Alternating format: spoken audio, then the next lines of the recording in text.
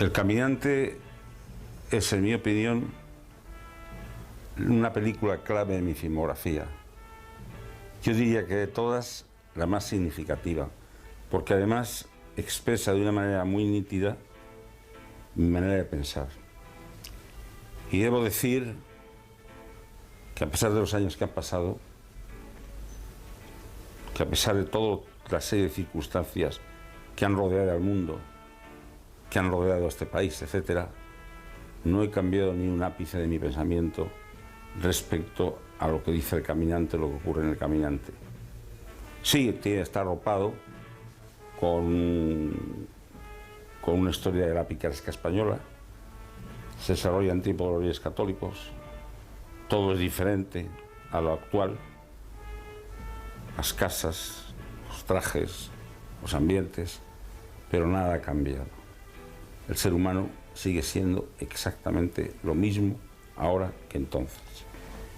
Sus mismos vicios, sus mismas virtudes, estas, por desgracia, mucho menores.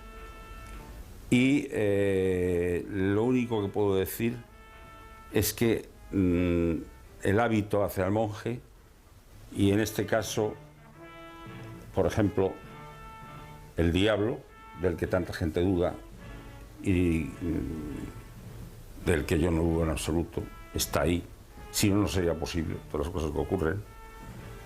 El diablo sigue presente y, por ejemplo, en la época del Caminante vestía jubones, vestía leotardos ceñidos, manejaba espadas, pero él estaba ahí como estuvo en muchos siglos anteriores, y ahora pues a lo mejor viste de militar, o viste de funcionario con su corbata, o viste de mil maneras, pero sigue estando.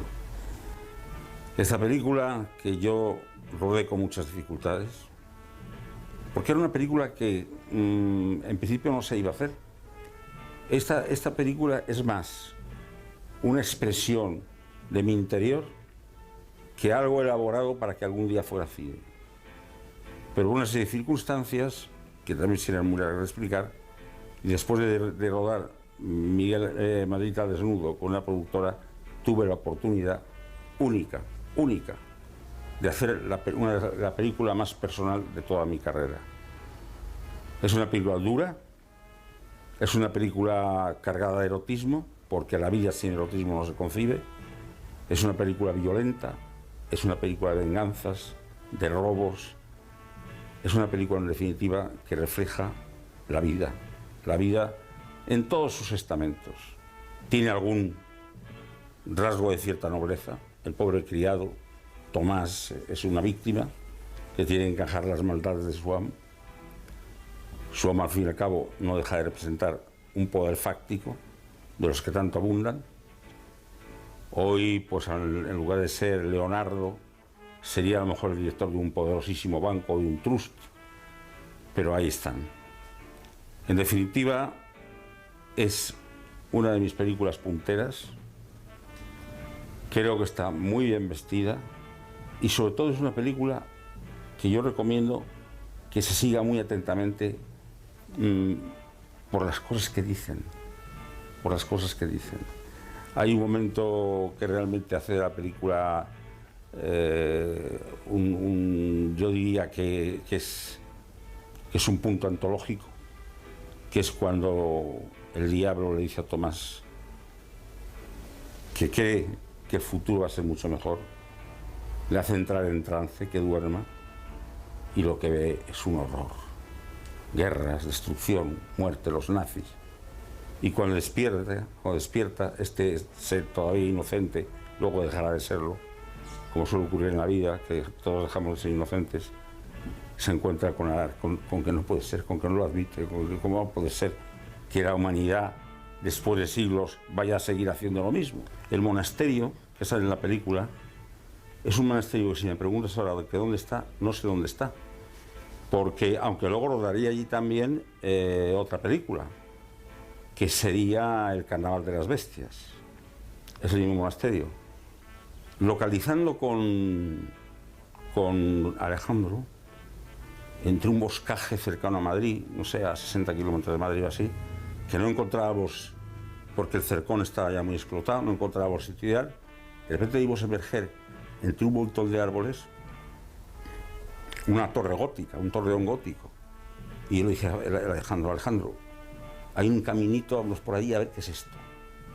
Y descubrimos un templo en ruinas, claro está, gótico, de un gótico más bien primitivo, que era templario, era un monasterio templario.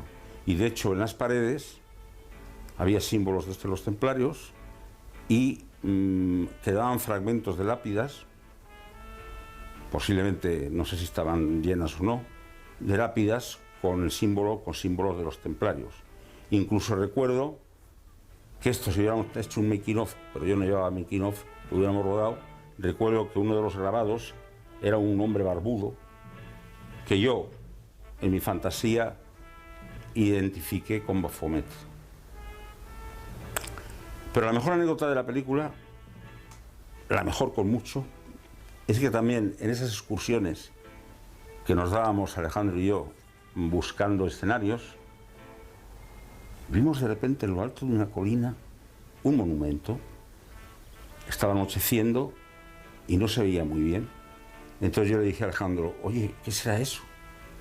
¿Por qué no lo miramos? ¿Por qué no vamos? Cogimos el coche y me encontré con un crucero del siglo XVI maravilloso, donde está Cristo crucificado y los dos ladrones. Entonces digo, esto tiene que salir. Me dije, pero membrillo, en plan de confianza me membrillo. Pero membrillo, ¿dónde lo vas a meter? Tío, yo esto lo meto como sea. Vamos, mañana lo rodamos al anochecer. Esta misma noche me pergueño la escena y mañana lo rodamos. Y es la famosa escena en la que el diablo está crucificado y acusa a Jesucristo de haber dado su vida por esos puercos. Una escena importantísima de la película que fue de casualidad, no estaba en el guión porque nadie sabía que existían esas estatuas. Creo que es una película muy valiente, una película que siempre molestará, absoluta y totalmente dentro de la política más incorrecta. Y debo decir que precisamente todos esos valores clásicos y eternos le dieron el Festival Internacional de Cine de París el premio a la mejor innovación europea del año. Porque, si lo analizas bien, en aquella época a nadie se le hubiera ocurrido hacer una película con esta serie de coordenadas. En definitiva, yo creo que no se puede concebir a Jacinto Molina Polonasi y su ser, y su sentir, y su manera de hacer, sin conocer El Caminante. Es una película, yo creo que cada frase que se dice en la película vale su peso en oro.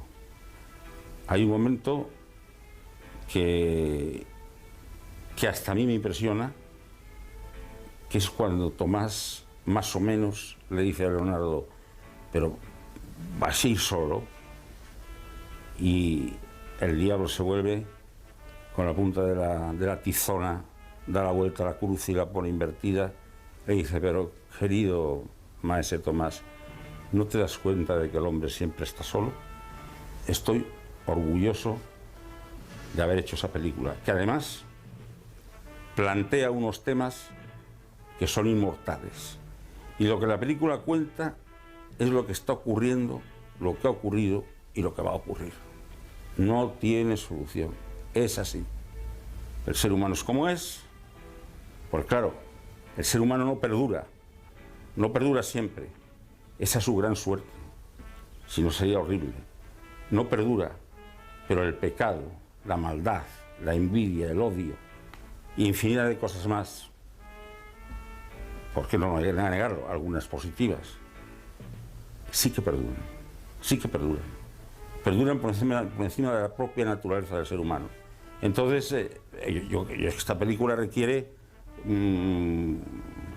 requeriría un libro sobre ella para estudiarla. Es una película con una carga metafísica tremenda. Es una película que, precisamente por decir verdades como puños, puede llegar a doler. Y que ahí está. No sé, los que la puedan disfrutar, que la disfruten, que merece la pena.